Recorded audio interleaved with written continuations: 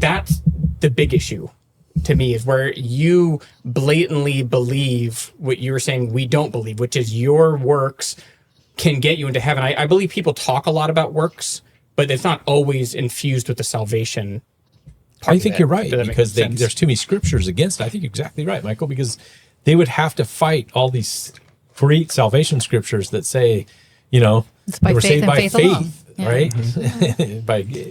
by his grace through faith, and that not of ourselves, and all that stuff. They would have to defeat a ton of scriptures in order to believe that salvation. So what do? They say, oh, well, the salvation is by faith, but then after you're saved, then you've got to work, or you got to obey. You've got obey. So let's get into that deeper, because I do think that's a common confusion, because then people think, okay, so yeah, I'm not saved by my works, I'm saved by faith, but then like you said, now after, between my salvation moment and my death, now what? Because then a lot of people tend to focus on that works to get God's approval, and then they start to think, well, if I'm failing at that now, well, what are the consequences of that? Can I lose my salvation because I'm not living up to that standard of works now that I'm supposed to be doing now that I'm saved? Was I ever saved in the first place? Maybe I wasn't.